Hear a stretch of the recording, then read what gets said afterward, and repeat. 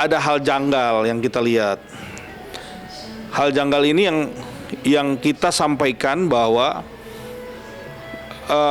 adanya syarat restoratif justice di mana harus mencabut laporan yang dilaporkan oleh Inara Rusli. Kita tidak akan mencabut. Kita nggak pernah ada statement kok mencabut.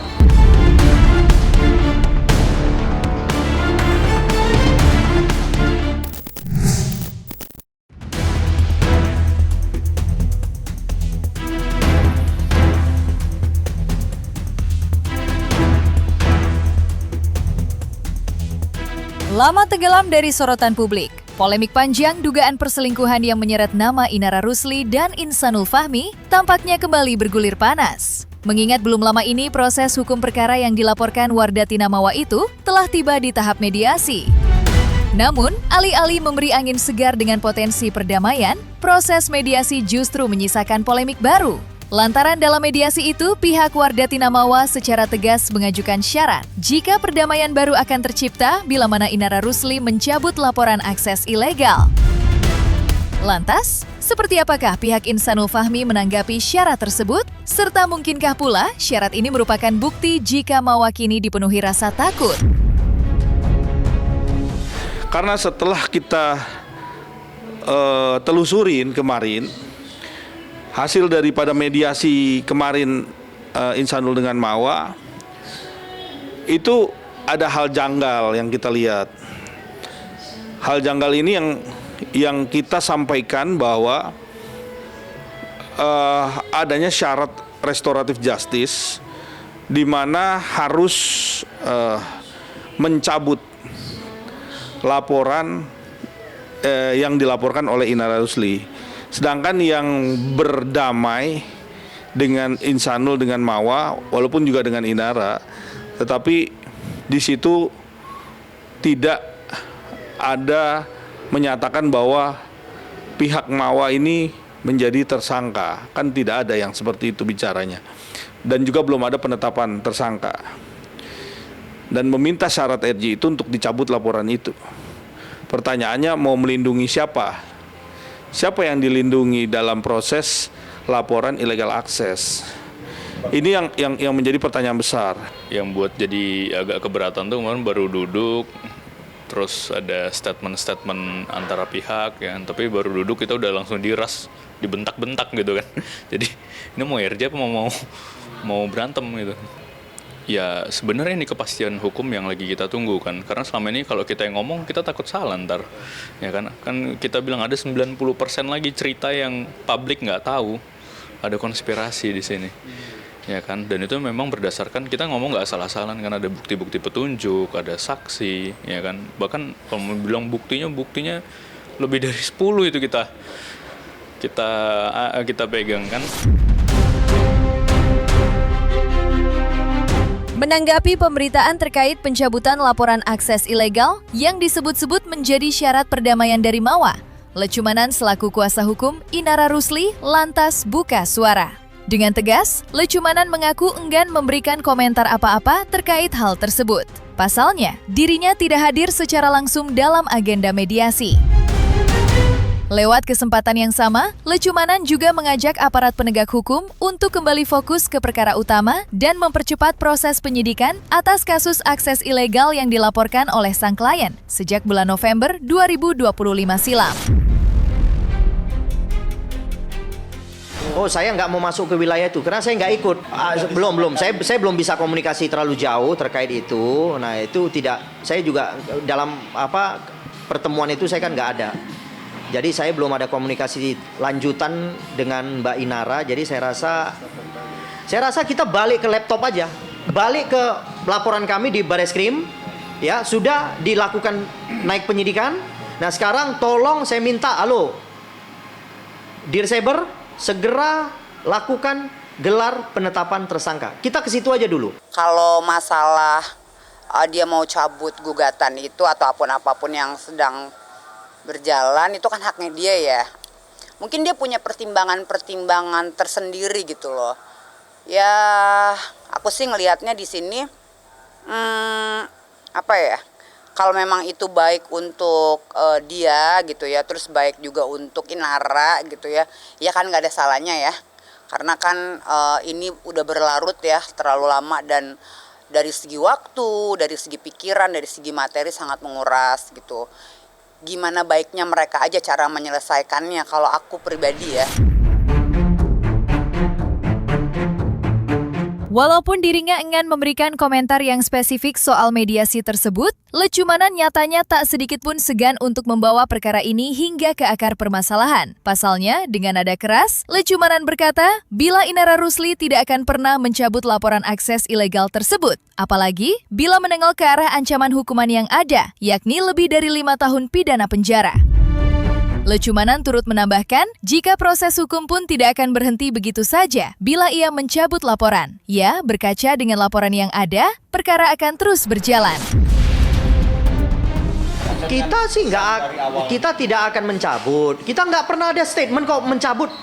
Ya, tidak ada yang mau dicabut dan nggak perlu dicabut. Ini ancamannya di atas 5 tahun. Dicabut pun akan tetap jalan. Ya. Nah, ini karena ada pasal yang ancamannya di atas 5 tahun sehingga apabila kami cabut tetap akan jalan. Ya kan? Nah, jadi ngapain kita cabut?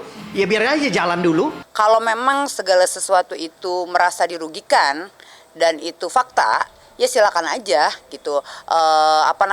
Berlanjut. Kan dia yang kalau kita gini loh, kalau kita nggak salah gitu loh. Kita akan mati-matian membela dan di posisi yang benar.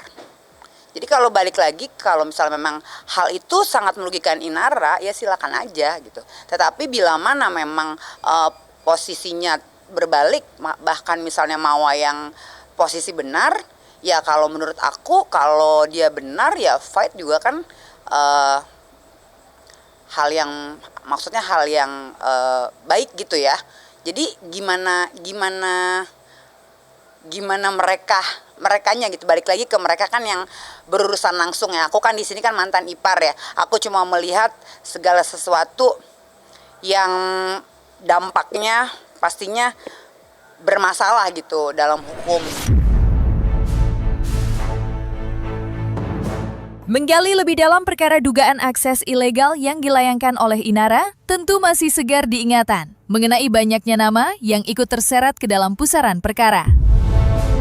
Mulai dari beberapa orang kepercayaan, mantan pekerja di rumah, hingga mantan suami Inara Rusli. Satu persatu menyambangi kantor polisi untuk menjalani pemeriksaan sebagai saksi. Bagaimana tidak, pihak Inara dan Insanul hingga kini masih merasa jika di balik tersebarnya rekaman CCTV itu, terdapat banyak aktor yang memiliki peran berbeda-beda. Lantas mungkinkah banyaknya aktor yang ada memiliki keterkaitan dengan syarat damai yang diajukan Mawa, yakni pencabutan laporan akses ilegal? Karena kan saya masih percaya kemarin Mawa dan keluarga katanya kan nggak kenal sama orang-orang yang lain ini kan. Ada A, ada V, ada P, ada siapapun itulah semuanya.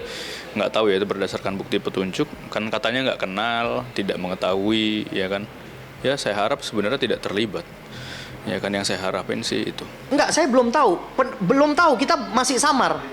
Cuman menurut saya ya harusnya lebih dari satu lah. Bagaimana itu sampai ke saudara M kan harusnya dipelajari oleh yang namanya penyidik. Ya kan, wilayah penyidik lah harusnya menggambarkan bagaimana upaya pengambilan video ini kemudian sampai ke tangan A, sampai ke tangan B, sampai ke tangan C, atau sampai ke tangan M, yang kemudian M menggunakan produk itu di dalam laporannya. Saya belum masuk ke wilayah itu ya, itu mungkin terlalu jauh lah, ya kan. Cuman kalau memang kuat ada dugaan ya, yang saya sekarang tangkap itu kan bahwa barang itu dipakai gitu loh. Ada yang pakai barang itu, ya kan?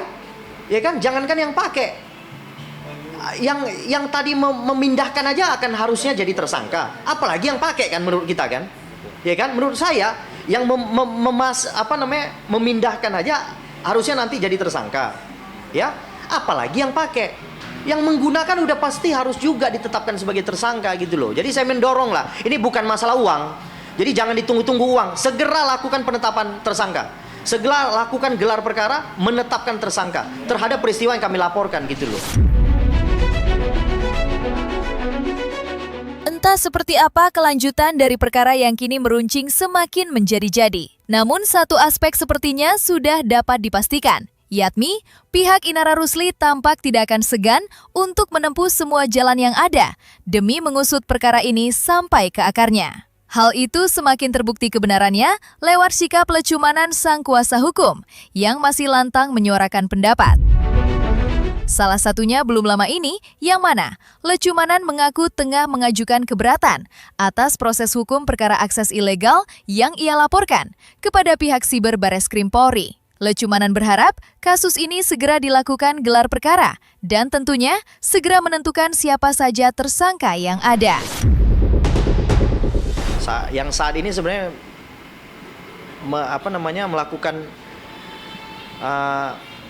melakukan komplain sebenarnya kepada pihak Bareskrim Mabes Polri ya terhadap laporan kami ini kok lama kali. Padahal udah naik sidiknya kemarin cepat, ya kan? Kemudian penetapan tersangka ini saya bingung ini apakah dimainkan atau gimana gitu loh. Tapi ginilah, dugaan saya kan bahwa barang yang saya anggap itu ilegal ya sudah ada pelakunya dong pasti, ya kan? Kalau enggak bagaimana barang itu bisa sampai ke tangan saudara M, kemudian saudara M menggunakan barang itu dalam suatu laporan polisi gitu loh. Jadi ini kan sudah rangkaian peristiwa, ada yang ngambil, ada yang kemudian mengambil, memindahkan ya, kemudian mengoper ya, kalau menurut saya mengoper lagi ke pihak lain yang kemudian salah satu pihaknya menggunakan di Polda Metro Jaya. Sebenarnya ini sangat sederhana. Kenapa saya bilang sederhana? Bahwa barang yang sudah digunakan dalam suatu laporan polisi ya kemudian dianggap dalam laporan kami sudah naik ke tahap penyidikan. Nah jelas ini kan sudah harus ada pelakunya. Masa peristiwa pidananya ada pelakunya nggak ada? Ini udah something wrong ini. Udah menurut saya ada yang tidak beres. Jadi saya minta kepada Dirsaber, Pak Dirsaber, tolonglah Pak Dirsaber ini kan perwira tinggi Polri. Ya, yang artinya punya kewenangan ya terhadap perkara ini kan perkara perhatian publik. Ya kan? Ini janganlah juga dianggap ini sebagai perkara komersil gitu. Terlepas dari semua perkara yang kini ramai menuai sorotan, pernikahan Insan dan Mawa tampaknya sudah tiba di titik akhir. Ya, seluruh persoalan yang ramai datang dan pergi seolah menjadi bukti jika pernikahan mereka memang harus kandas di sini. Kedua belah pihak pun tampaknya sudah mulai menerima kenyataan pahit yang ada. Terlebih lagi, komunikasi antara Insan dan sang putra tampaknya membaik seiring berjalannya waktu.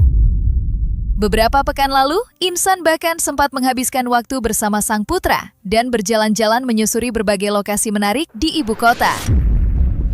Iya, masih pelan-pelan. Tapi kemarin memang sempat agak terhambat, tapi aku udah ngasih pengertian. Kalau bisa ya jangan sampai ngelibatin anak lah gitu kan. Anak itu bukan alat gitu loh. Anak itu ya dia tuh punya hak juga buat tetap dapat kasih sayang kedua orang tuanya walaupun sedang ada konflik atau mungkin ada hal-hal yang perlu diselesaikan. Ya kan, mau gimana pun anak tetap punya hak untuk mendapatkan kasih sayang dari kedua orang tuanya. Dia beberapa kali sama Mawa, beberapa kali sama mbaknya. Jadi kayak ya masih nyari waktu juga kan bisa ketemu. Banyak sih kita ada berenang, terus kemarin ngeliat ke Jakarta Aquarium itu kan, ngeliat ikan. Terus kita nonton bareng, main-main, beli mainan dan lain-lain semuanya. Kayak dia kesel aja aku ngomong di media gini. Dia kesel aku ngomong di media apalagi soal nyabut Bareskrim gitu kan. Kayak aku nggak tahu kan. Maksudnya kayak apa yang perlu ditutupin lagi gitu kan. Tentu ini orang kan itu orang-orang yang baru kenal. Kenapa harus dilindungin kayak gitu? Kenapa harus ditutupin gitu kan? Itu yang jadi pertanyaan kita. Sedangkan kita kan berkeluarga itu udah 7 tahun. Kita umroh bareng. Ya kan, kalau misalnya pun kadang-kadang libur, bukan ngungkit ya maksudnya. Ya banyak kenangan-kenangan manis yang baik gitu kan. Nah, selesai sudah Cumi Lovers. Jangan lupa untuk like, subscribe, dan juga share channel YouTube Cumi Cumi.